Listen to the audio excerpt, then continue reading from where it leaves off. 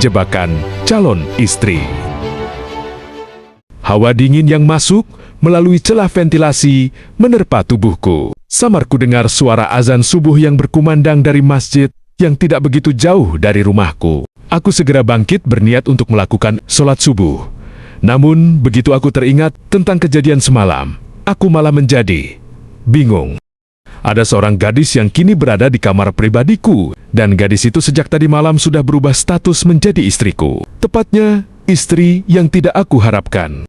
Oh Tuhan, mengapa semua ini terjadi? Sampai saat ini aku tidak mengerti. Keluhku dalam hati sambil mengacak rambutku.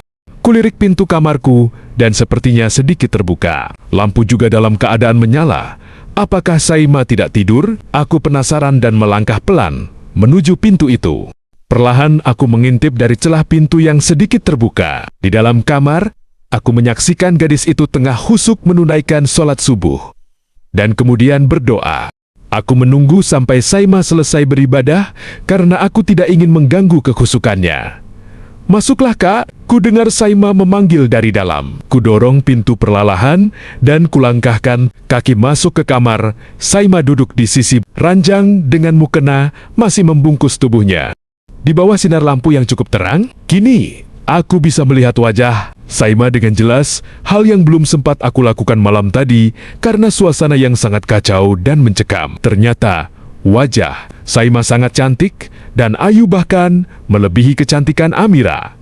Ia terlihat seperti gadis baik-baik dan tergolong alim untuk takaran masa seperti sekarang ini, di mana jarang anak muda yang mau menunaikan perintah agama. Tanpa mengucapkan kata sepatah pun, aku melangkah menuju kamar mandi untuk membersihkan badan dan berwudu. Selesai melakukan itu aku kembali dan mendapati di atas lantai telah terbentang sejadah, kain sarung dan peci milikku. Aku yakin pasti Samala yang telah menyiapkan semua itu untukku. Namun aku tidak melihat lagi keberadaan gadis itu di sana. Tanpa memusingkan kemana Saima, aku segera menunaikan sholat subuh dan berdoa agar pernikahanku dengan Amira berjalan dengan lancar. Aku tidak mau kehilangan Amira. Selesai memanjatkan doa, ku ambil gawai dan segera mengirim pesan WA kepada Amira. Amira, hari ini kita akan menikah. Kakak harap kejadian semalam tidak akan merubah rencana. Kakak akan menjelaskan kepadamu dan kakak akan menjelaskan keluargamu bahwa kakak tidak melakukan apa pun seperti tuduhan warga.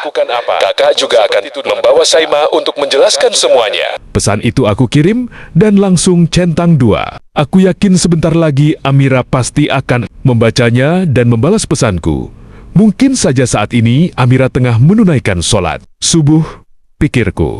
Sembari menunggu Amira membalas pesanku, aku bergolek di atas ranjang yang sudah rapi. Tiba-tiba aku mendengar suara air dari arah dapur dan seperti bau masakan. Apa mungkin ibu sedang memasak sarapan seperti biasanya? Aroma masakan makin menggoda penciumanku. Rasa lapar yang dari semalam menyiksa kini seakan meronta ingin dituntaskan. Tanpa pikir panjang, aku menyeret langkah menuju dapur. Ibu, panggilku. Seorang wanita memalingkan wajah ke arahku.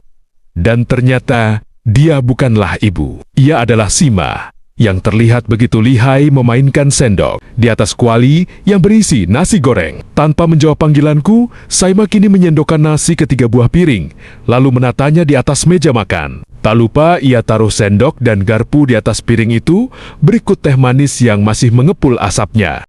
Apa yang kamu lakukan, Saima? Tanyaku, dingin. Sarapan dulu. Kak, sebentar lagi kita akan ke rumah Amira untuk melaksanakan upacara pernikahan kalian. Sahut Saima seakan tanpa beban. Jadi, kamu bersedia untuk menjelaskan kepada Amira bahwa di antara kita tidak terjadi hal yang mereka sangkakan? Tanyaku tumbuh semangat. Iya kak, kalau Amira berkeberatan dengan status kita, aku siap untuk diceraikan. Sahut Saima tersenyum kecut. Ia terlihat begitu tabah.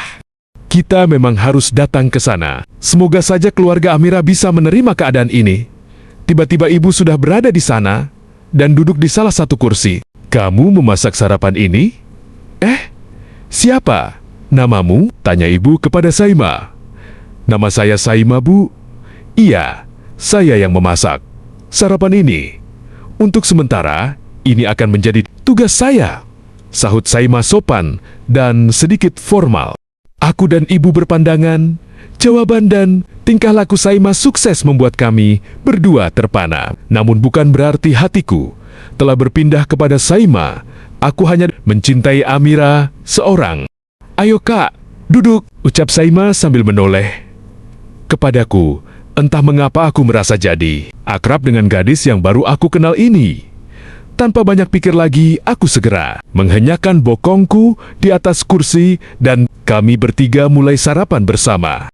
Begitu makanan hasil masakan Saima bercampur di mulutku, aku merasakan sensasi kenikmatan yang luar biasa. Aku menoleh kepada ibu untuk melihat reaksinya.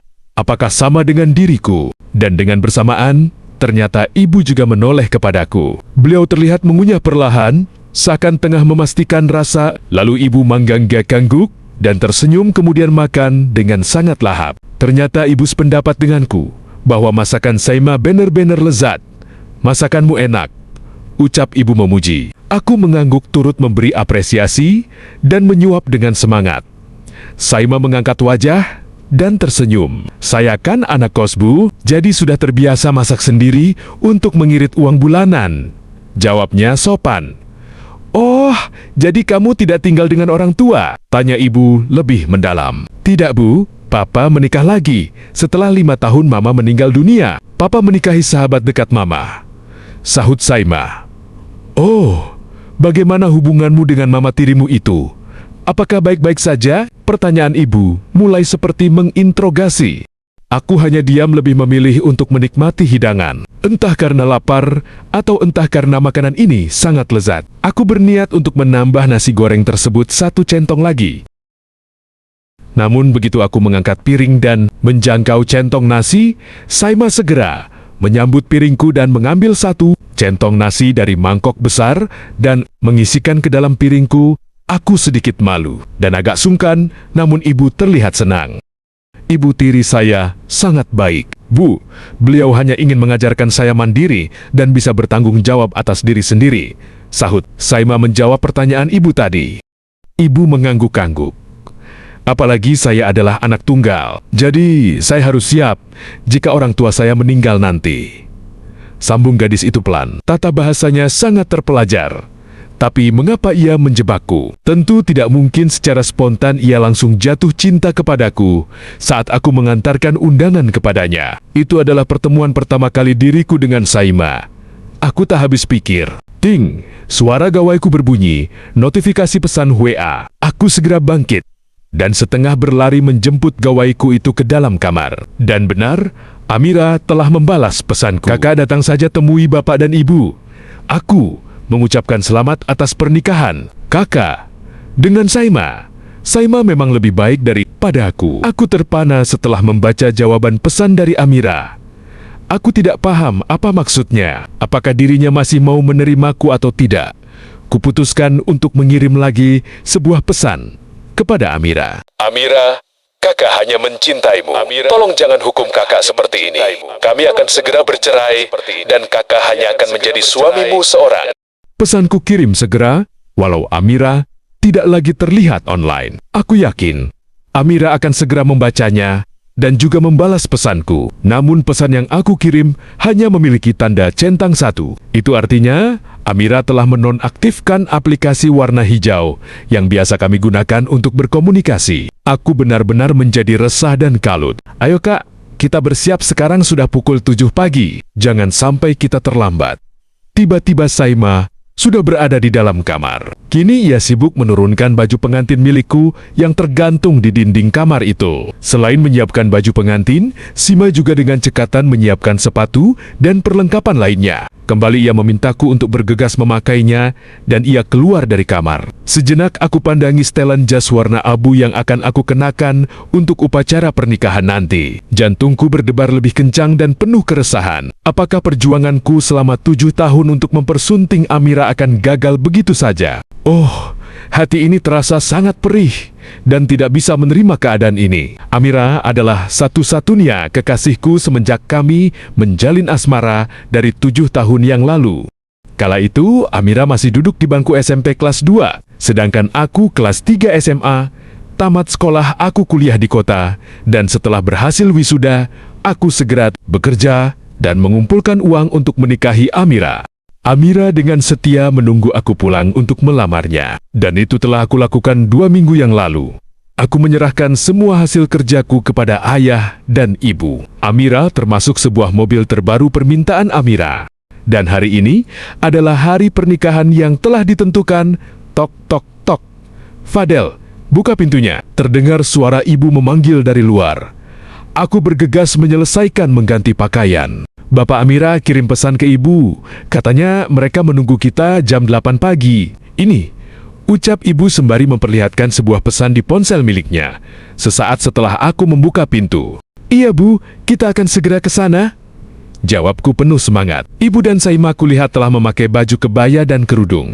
Dengan bergegas kami segera menaiki mobil. Walau rumah Amira hanya 2 kilometer saja jaraknya dari rumahku, namun tidak nyaman rasanya kalau datang hanya berjalan kaki dengan dandanan seperti ini. Apalagi ini adalah hari pernikahanku. Hari yang aku tanggu-tanggu sejak 7 tahun lalu. Tak berapa lama kami sudah sampai di depan rumah Amira. Tenda berwarna-berwarna emas, berkilau, berdiri sangat megah. Seakan membungkus rumah Amira, beberapa papan bunga ucapan selamat kepadaku, dan Amira sudah terpajang pula di depan tenda. Aku semakin lega, karena kejadian semalam ternyata tidak membuat enggononggongku menjadi hilang. Senyum kebahagiaan mengambang di bibirku, walau beberapa pasang mata menatapku hina. Aku, ibu dan Saima terus melangkah memasuki tenda, dan sebuah pelaminan mewah membuat mataku terpesona. Tidak sia-sia, aku menyerahkan uang sebesar 150 juta untuk biaya pesta pernikahanku dengan Amira. Keluarganya telah mengatur uang itu sedemikian baik sehingga pesta ini akan terlaksana dengan sangat meriah. Mari bu, sudah ditunggu oleh paman di dalam. Santi, keponakan Amira, mempersilahkan kami masuk. Aku dan Saima mengikuti langkah ibu menuju tempat yang ditunjuk oleh Santi. Assalamualaikum. Kami serentak memberi salam kepada beberapa orang yang tengah duduk seperti sedang berembuk. Waalaikumsalam, jawab mereka yang tengah duduk berlima di atas sofa. Amira dan kedua orang tuanya menyalami kami. Hatiku bergetar hebat ketika tanganku bersentuhan dengan Amira yang terlihat sangat cantik memakai kebaya berwarna kuning gading. Tapi hatiku sangat terganggu melihat penampilan Amira. Mengapa Amira tidak mengenakan kebaya yang warnanya senada dengan pakaianku? Bukankah kebaya warna abu telah dipersiapkan sebelumnya? Oh ya, selain Amira dan kedua orang tuanya, di sana juga duduk Leon dan Pak Rashid, kepala desa kami. Hatiku menjadi tidak nyaman melihat Leon juga memakai jas dan berpenampilan formal seperti laki-laki yang akan menikah. Dan warnanya senada dengan kebaya yang dikenakan oleh Amira, yaitu kuning gading. Mereka duduk berdampingan sangat dekat. Lanjut ke part 3.